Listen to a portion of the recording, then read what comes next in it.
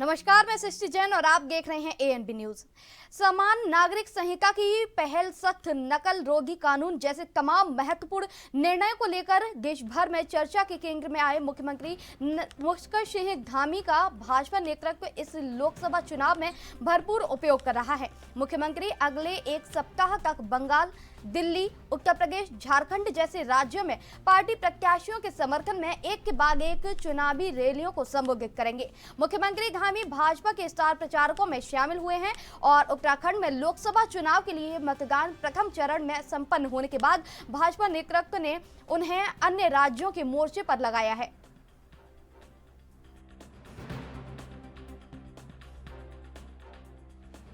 देखिए, उत्तराखंड देवभूमि ऐसी भूमि है जहां पर नेतृत्व करने वाला व्यक्ति की सभी राज्यों में प्रशंसा होती है।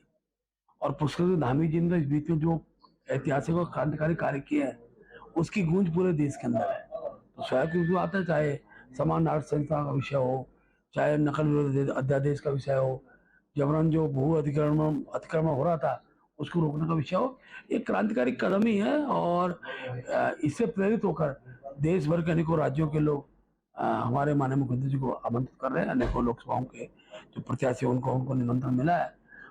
कल माननीय रक्षा मंत्री राजनाथ सिंह जी के नामांकन का रहना हुआ, डॉक्टर चटर्जी हमारी सह प्रभारी रही हैं, आज उनके नामांकन में है। तो मैं कह सकता हूँ कि पूरे देश के अंदर पुष्कर सिंह धामी जी की डिमांड बढ़ेगी। और लोकसभा चुनाव के लिए मतदाताओं को जागरूक करने के अभियान में उत्तराखंड को पहला स्थान मिला है। उत्तराखंड के मुख्य निर्वाचन अधिकारी के नेतृत्व में निर्वाचन कार्यालय की ओर से मतदाता जागरूकता के तहत अभियान चलाया गया। निर्वाचन कार्यालय की ओर से चलाए गए सोशल मीडिया अभियान को भारत निर्वाचन आयोग की रैंकिंग में उत्तराखंड को प्रथम स्थान प्राप्त हुआ है। आपको बता दें कि मतदाता जागरूकता और जानकारी से भरे कंटेंट को लोगों ने खूब पसंद किया।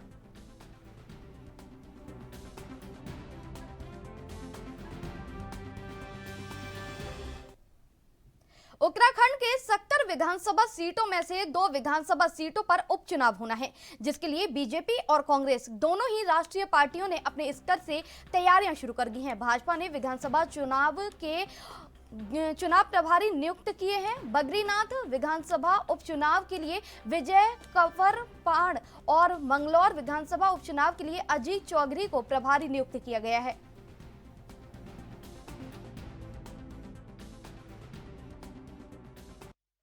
उत्तराखंड में विधानसभा की अभी 2 सीट रिक्त हैं, मंगलौर और बद्रीनाथ।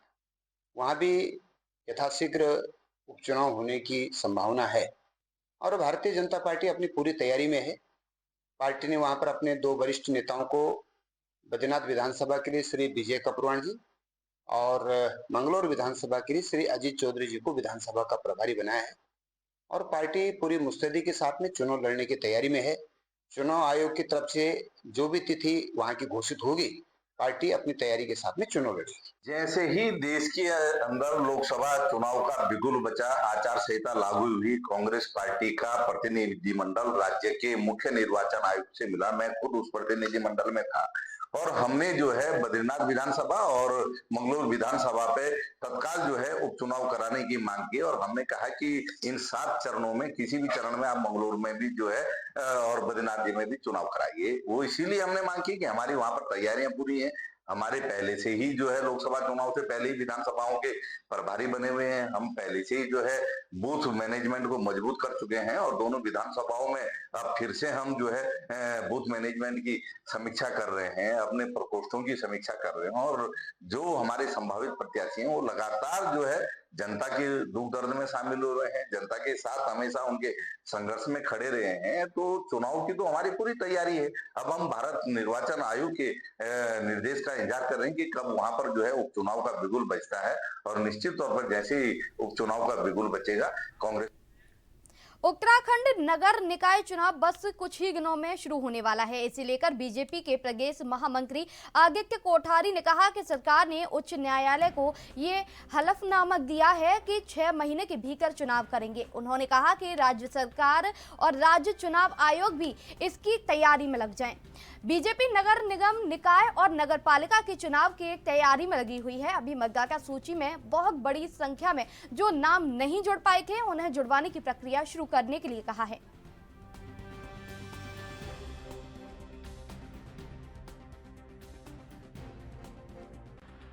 क्या तैयारी चल रही है? उत्तराखंड में नगर निकाय के चुनाव जल्दी होने जा रहे हैं और सरकार ने माननीय उच्च न्यायालय को ये हल्फनामा भी दिया है कि हम 6 माह के भीतर भीतर चुनाव करवाएंगे। तो चुनाव राज्य चुनाव आयोग भी चुनाव कराने की पूरी तैयारी में है। भारतीय जनता पार्टी सभी नगर पंचायत, नगर पालिका, नगर निगमों में चुनाव की तैयारी में लगी हुई है और अभी तो मतदाता सूचियों में जो बहुत बड़ी संख्या में नाम नहीं जुड़ पाए थे, हम आज राज्य चुनाव आयुक्त से मुलाकात करके हमने उनसे सभी नामों को जोड़ने की प्रक्रिया प्रारंभ करने की बात की है और चुनाव आयुक्त ने भी इस बात को स्वीकार किया है कि ऐसी शिकायतें उनको विभिन्न स्थानीय निकायों से प्राप्त हुई है। तो वो सभी जिलाधिकारियों को इस बात के लिए निर्देशित कर रहे हैं कि सभी वार्ड स्तर पर कैंप लगा करके 15-20 दिनों के भीतर भीतर सभी नामों को जोड़ने के कार्य। उद्यान निदेशक दीप्ति सिंह निदेशक का पदभार ग्रहण करने के बाद आज एक विभागीय समीक्षा बैठक करने उद्यान निदेशालय चौबटिया पहुंची। चौबटिया पहुंचकर उन्होंने उद्यान का निरीक्षण किया और उद्यान को और अधिक विकसित करने के लिए अधिकारियों को आवश्यक दिशा निर्देश भी जारी किए। उद्यान निरीक्षण के दौरान उन्होंने सेब, चेरी, प्लम और आड़, खुबानी, अखरोट, बादाम सहित अन्य फलों के विभिन्न ब्लॉकों का निरीक्षण किया और उद्यान अधीक्षक डॉक्टर ब्रजेश कुमार गुप्ता के द्वारा किए जा रहे कार्यों की सराहना भी की।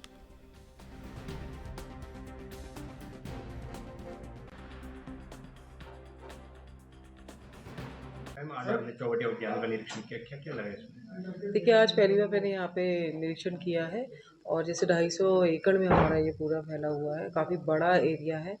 तो ये देखा गया कि काम तो बहुत अच्छा हुआ है। जैसे 125 सेब की वैरायटीज़ हैं, प्लम की, इन सब की हाइब्रिड मोड पे भी काम हो रहा है, तो बहुत अच्छा काम किया है।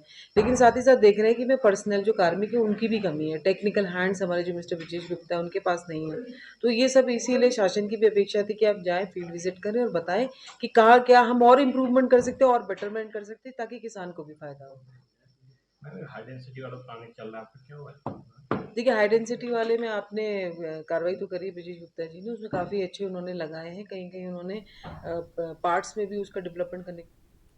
उत्तराखंड के 13 जिलों में लगभग 45 फायर स्टेशन हैं। फायर ब्रिगेड में कर्मचारियों की संख्या भी 50% से कम है। दमकल विभाग के जागाकर वाहन 15 साल की म्याद भी पूरी कर चुके हैं। ऐसे में दमकल विभाग संसाधनों और कर्मचारियों के साथ वाहनों की कमी से जूझने के लिए मजबूर है। नियम के अनुसार 15 साल से पुराने वाहनों का आरटीओ की तरफ से रजिस्ट्रेशन नहीं कराया जा रहा है। इसके बावजूद फायर कर्मी सड़कों पर इन गाड़ियों को ले जाने के लिए मजबूर हैं।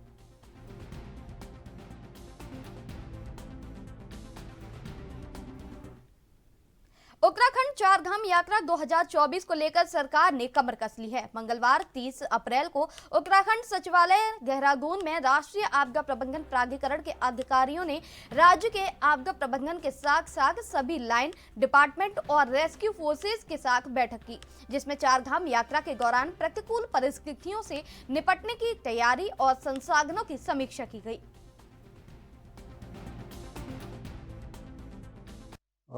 हमारी बैठक 23 तारीख को हुई थी, जिसमें कि सारे चीज़ों का किस तरह से क्या होना है, एक सबको इंट्रोडक्शन दिया गया था, बताया गया था ये चीज़ें होनी है। फिर कल हुई है यानी कि 30 तारीख को, जिसमें कि टेबल टॉप एक्सरसाइज किया गया है। जो 23 तारीख को बताया गया था उसी के हिसाब से सबका प्रेजेंटेशन लिया गया है कि किनके क्या तैयारियां हैं। अब 2 तारीख को 30 तारीख को जो हुई है टेबल टॉप एक्सरसाइज, उसके आधार पर फिर 2 तारीख को हमारी मॉक ड्रिल है। 2 तारीख को फिर समझ में आएगा कि हमने ऑन पेपर जो 30 तारीख को टेबल टॉप एक्सरसाइज करी और मॉक ड्रिल 2 तारीख को हुई, उसके आधार पे क्या-क्या कमियां हैं डिपार्टमेंट की, एक कह सकते हैं आइडियल आपदा प्रबंधन के दृष्टिकोण से।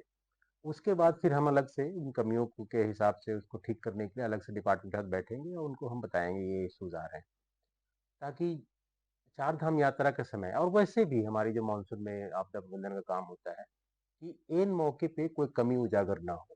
तो इट्स ऑल अबाउट किस तरह से तैयारी है, क्योंकि आपदा प्रबंधन जानते हैं, आपदा प्रबंधन विभाग सारे विभागों, क्योंकि अल्टीमेटली वो लाइन डिपार्टमेंट का ही काम है, उनके साथ कोऑर्डिनेट करके उनकी कमियों को दूर करने का काम, उनको बताने का काम, उनको गाइड करने का काम, अगर कहीं कोई वित्तीय आवश्यकता है तो उसके लिए भी व्यवस्था करना, वो सारी चीज़ें आपदा प्रबंधन का काम है। उसी हिसाब से हम चल रहे हैं। मानसून के समय में जो हमारी तैयारियां हैं, डिफरेंट एजेंसीज के साथ हमारी बैठकें चल रही है, IMD हो गया, CWC हो गया, या फिर हमारी जो लाइटनिंग से संबंधित जो एजेंसीज हैं उनसे, ये सारी एजेंसी एनडीए में सबसे हमारी बात चल रही है। वहाँ जो इन्फॉर्मेशन जनरेट हो किस तरह से आम जन तक पहुँचाएं, उनको इवैक्यूएट करना है, उनको टाइमली इंफॉर्मेशन मिले ताकि अपनी व्यवस्था वो कर सकें।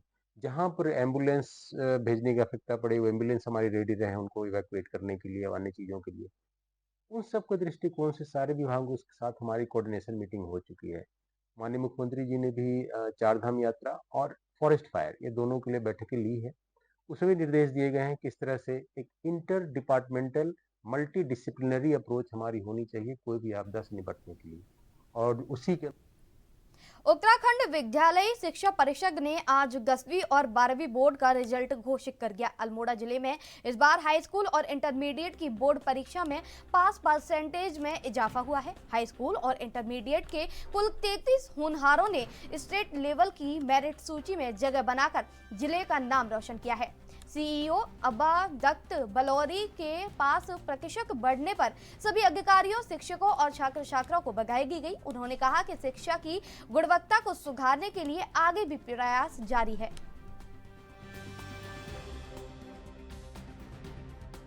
परिषदीय परीक्षाफल बोर्ड का रिजल्ट इंटरमीडिएट का इस बार 91.78% और गत वर्ष जो है 28.78 था। हाई स्कूल का परीक्षाफल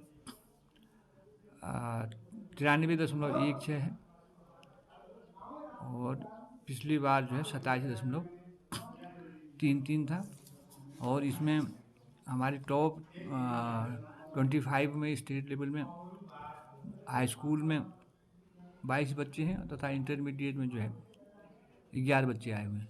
हम अपनी ओर से पूरा प्रयास करेंगे। इसके लिए हमने आपकी प्रधानाचार्य की एक बैठक भी रखी है उनके मोटिवेशन के लिए, उनको नए निर्देश देने के लिए। अभी 3 और 6 तारीख को हम बैठक कराएंगे, तो उसमें जो भी हमारे जो क्वालिटी को इम्प्रूव करने के लिए है या परीक्षाफल को सुधार के लिए है, वो उन पर आपस में चर्चा भी करेंगे। इसमें खंड शिक्षा अधिकारी भी आएंगे। हमने कुछ अपने जो अच्छे प्रधानाचार्य हैं उनको भी बता रखा है कि क्या हम और अच्छा कर सकते हैं, तो इसमें चर्चा करेंगे और आगे और निर्देश। चारधाम यात्रा पर किसी यात्री को परेशानी न हो, इसके लिए यातायात को लेकर उत्तराखंड की पुलिस रणनीति बना रही है, जिसको लेकर ऋषिकेश के गरुड़ चट्टी से चारधाम यात्रा से आ रहे यात्रियों के लिए वन वे प्लान संचालित किए जा रहे हैं और इसकी तैयारी भी शुरू हो चुकी है। इस बात को लेकर आईजी गढ़वाल करण सिंह ने बताया कि हम गरुड़ चट्टी से चंडीघाट तक वन वे सिस्टम को संचालित करेंगे।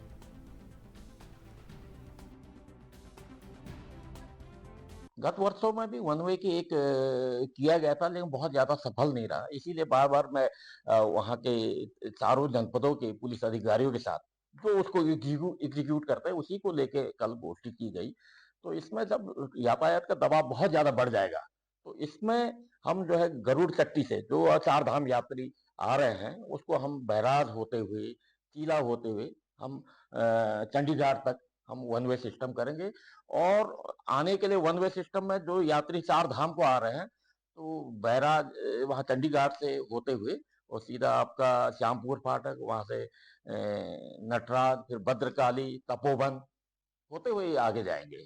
तो इस तरह का एक बनाया गया पॉलिसी और इसके लिए एक नोडल ऑफिसर हमने नियुक्त किया है एसपी देहरादून को। वो वहाँ ऋषिकेश में कैंप करेंगे, विशेषकर वीकेंड के पीरियड में तो वहाँ रहेंगे और इस तरह की मॉनिटरिंग करके वो देखेंगे कि कब इसको वन वे पॉलिसी को शुरू किया जाना है। जैसे यातायात का अत्यधिक दबाव हो जाएगा कि अब जो है बहुत साइड जो है ट्रैफिक यातायात संभव नहीं है, फिर वन वे।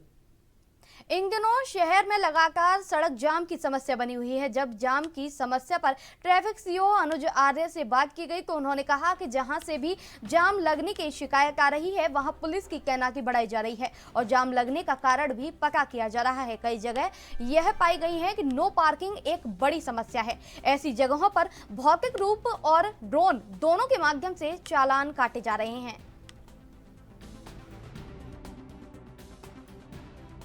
सिटी में जैसे कई जगह जाम की शिकायत आती है, तो उन जिन जगहों पे जाम की लगातार हमें शिकायतें मिल रही हैं वहाँ पे फोर्स को डिप्लॉयमेंट बढ़ाया जा रहा है और ये रीज़न देखे जा रहे हैं कि किस कारण से जाम लगा। तो कई जगह ये पाया गया है कि नो पार्किंग एक बहुत बड़ा इशू है, तो इस पर लगातार हम लोग फिजिकली भी चालान किए जा रहे हैं और इसमें हमारे ड्रोन से भी चालान। रुकते एक छोटे से ब्रेक के लिए, आप बने रहिए हमारे साथ, देखते रहिए ANB न्यूज।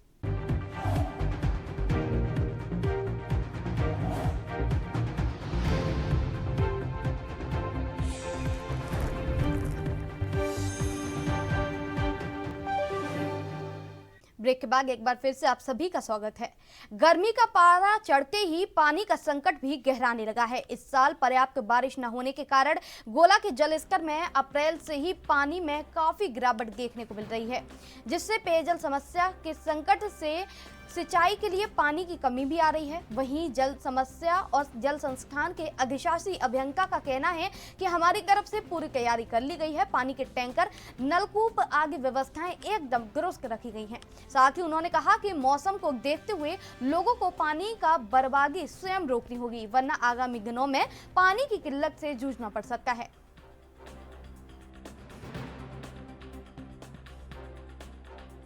वर्तमान में हमारे समस्त नलकूपों से सुचारू रूप से हम लोग जलापूर्ति कर रहे हैं और हमने एक व्यवस्था के लिए जहां समस्याग्रस्त क्षेत्र आ रहे हैं 10 विभागीय टैंकर और 2 प्राइवेट टैंकर के माध्यम से भी पेयजल का वितरण कराया जा रहा है। और साथ ही जो नलकूप है उनमें अगर मोटर पंप में खराबी आती है तो स्पेयर पंप की व्यवस्था भी कर ली गई है। जो 35 mld की हमारी क्षमता है प्लांट की, तो वर्तमान में हमें बराज से उसके अनुरूप पर्याप्त पानी मिल रहा है वहाँ पे भी। और जैसे जो हमारे इस हल्द्वानी महानगर में कुछ मोहल्ले ऐसे हैं जहाँ के टेल एंड के जो क्षेत्र हैं वहाँ ग्रीष्म ऋतु में समस्या आती है पानी की, तो हम लोग उन पर रोस्टिंग की व्यवस्था भी कर रहे हैं। साथ में जहाँ अत्यधिक समस्या आ रही है टैंकर से भी पेयजल उपलब्ध कराया जा रहा है। ट्यूबवेल वर्तमान में हमारे जल संस्थान के निरीक्षण में चालू स्थिति में है। एक आज ही एक सूचना मिली है कि छड़ैल में सिंचाई नलकूप खराब हुआ है, इसमें भी नलकूप खंड ने कार्य। काशीपुर के राजकीय पॉलिटेक्निक में रोजगार मेले का आयोजन किया गया। विभाग की तरफ से आयोजित कुमारू जोन के इस रोजगार मेले में सैकड़ों की संख्या में छात्र छात्राओं ने प्रतिभाग किया। एक दिवसीय मेले में मुख्य अतिथि के रूप में RP गुप्ता ने शिरकत करी और रोजगार मेले का संचालन किया। इस दौरान रोजगार मेले में करीब 77 कंपनियों ने हिस्सा लिया।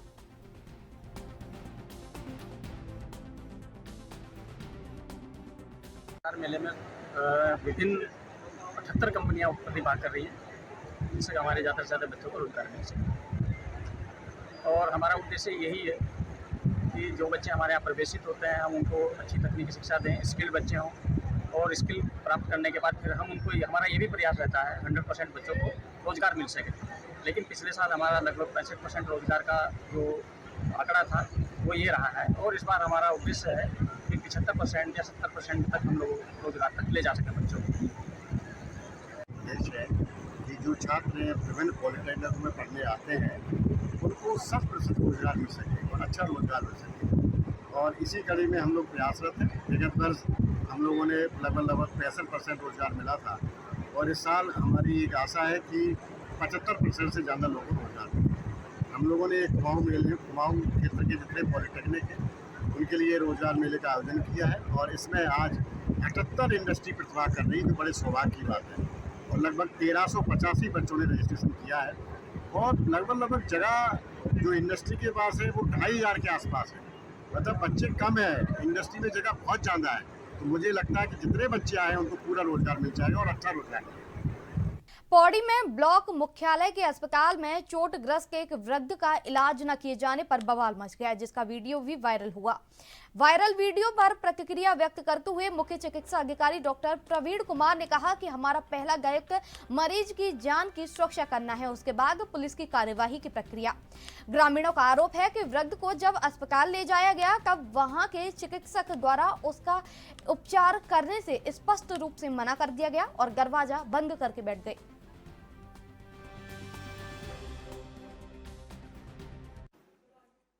मेरे संज्ञान में नहीं था। अभी आपने आज ये बात कही है तो मैं इसको देख करके जो भी नियमानुसार कार्रवाई होगी तो वहाँ के MOIC का भी पक्ष जानते हुए और इसमें जो भी कार्रवाई है जिसकी भी गलती होगी उस पर कार्रवाई की जाएगी। देखिए, नियमित रूप से हमारे स्तर से भी इसका पर्यवेक्षण किया जाता है। दवाइयों की कहीं कोई कमी नहीं है, स्टाफ भी अब लगभग पूरा है, लेकिन फिर भी यदि किसी लेवल पे कोई कमी हमारे संज्ञान में आती है तो उस पर कार्रवाई भी कराई जाती है। देखिए, हम लोगों को तो कार्रवाई से ज़्यादा मरीज की जान बचाने की फिक्र रहती है और मानवता का भी तकाजा ये है। अगर कोई भी घायल आता है तो हमारी तरफ से स्पष्ट निर्देश है कि पहले आप उसका इलाज करें और पुलिस को सूचना हम लोग अपने आप दे देते हैं, उससे कार्रवाई की जाएगी। यहाँ के जो प्रभारी चिकित्सा अधिकारी हैं उनसे उनका पक्ष जानेंगे कि इस संबंध में क्या कहना चाह रहे हैं। जो परसों की घटना है उसमें एक व्यक्ति जो घायल अवस्था में रात के 1:30 के आसपास का टाइम हुआ था, वहाँ पे जब वो हॉस्पिटल जाता है तो उसको ये कहा जाता है कि पहले आप केस करिए, पहले आप रिपोर्ट दर्ज करिए, क्योंकि क्या हुआ था कि इनके और जो पेशेंट आया था उसके और उसके बेटे में दोनों में लड़ाई हुई थी। उसके बेटे ने उसके सर पे चोट मार दी थी डंडे से। उसके बाद जब वो हॉस्पिटल में जाते हैं इसलिए तो सीधा उनका ये कहना कि पहले रिपोर्ट लिखाए फिर जाके ट्रीटमेंट होता। एक बात आप सोच ली सकते हो कि मैंने उनसे ये भी कहा था उस टाइम पे कि उसको चोट लगी हुई है काफ़ी और वो चक्कर खाए कभी गिर सकता है। इंस्ट्रूमेंट की बात तो तब देगा ना जब वो सही होगा। उसके बाद मैडम का बर्ताव किस तरह से हुआ वीडियो में देख लीजिएगा। वहाँ पे जब हम अंदर जाते हैं उनसे बात करते हैं, रिक्वेस्ट करते हैं कि पहले आप इनको फर्स्ट ट्रीटमेंट दे दीजिए, उसके बाद अपने आप वहाँ पे चले जाएंगे और वहाँ पे रिपोर्ट दर्ज भी करा देंगे। उन्होंने किस तरह से पहले मेन दरवाजा पटका, उन्होंने सीधा, आप देख रहे हो किस तरह से उन्होंने हाथ से पटका और सीधा हो। उसके बाद फिर सीधा दो लेडी थे, उनमें एक नर्स, आई थिंक नर्स थी, एक मेन डॉक्टर आई थिंक, तो दोनों ने अपने आप को सीधे अंदर जाके इमरजेंसी जो रूम है वहाँ पे बंद कर दिया, अंदर से उन्होंने कुंडी लगा दी। हमारे साथी जो हैं जो साथ के थे उन्होंने धक्का ही मारा उसको दरवाजे को कि बाद दरवाजा खोलिए, इसका पहले ट्रीटमेंट कीजिए, लेकिन उन्होंने सीधा मना कर दिया कि मैं नहीं करूँगी। इस तरह का रवैया आप समझ सकते हो पहाड़ियों के साथ। ये मैं अक्सर देखता हूँ कि पहाड़, अगर हम इतने सारे लोग वहाँ पे थे उसके बाद इस तरह का बर्ताव होता है तो आप समझ लीजिए कि आम आदमी जो अकेला वहाँ पे जाता होगा उसके साथ किस तरह का बर्ताव होता होगा इन डॉक्टरों के द्वारा। इन्हें कहते हैं कि भगवान का दूसरा रूप है, लेकिन जब इन्होंने सामने उसे सर से खून बह रहा था, वो दर्द से करा रहा था, उसमें कोई फर्क नहीं पड़ा। दरवाजा बंद करके पेशेंट बाहर ही बैठा हुआ था, हमारे सामने बैठा हुआ था, हम उसको दिलासे देते रहे कि आप चिंता मत करो, आपको फर्स्ट एड जरूर होगा। लगातार प्रयास करने के बाद वहां पे तब जाके उसका फर्स्ट एड होता है, तब जाके उसको प्राथमिक उपचार मिलता है। ये घटना परसों की थी। इस तरह से अगर सीएमओ सर इस वीडियो को देख रहे होंगे, मैं उनसे रिक्वेस्ट करूंगा सर यहाँ की स्थिति सुधारिएगा, क्योंकि 32 बेड का हॉस्पिटल सिर्फ एक नाम मात्र का हॉस्पिटल रह चुका है। यहाँ पे अगर आप अक्सर देखेंगे, कभी भी आप यहाँ पे आ जाइए, यहाँ पे कोई भी पेशेंट वहाँ नहीं जाता है, सब प्राइवेट हॉस्पिटल में जाते हैं। कारण यही है कि वहाँ की स्थिति खराब होती जा रही है लगातार, और आने वाले टाइम पे मुझे लगता है यहाँ पे सिर्फ जो कर्मचारी है वो सैलरी पकाएंगे, इसके अलावा कुछ नहीं, कोई मरीज वहाँ पे जाएगा नहीं इस तरह की हरकतों से। ये हालत इस समय नैनाना ब्लॉक का क्षेत्र का जो मेन हॉस्पिटल 32 बेड का ये है। तो देखते रहेगा साथियों आप संजीवनी की पहाड़ी पेज। तो अब तक के लिए बस इतना ही। आप बने रहिए हमारे साथ, देखते रहिए ANB न्यूज।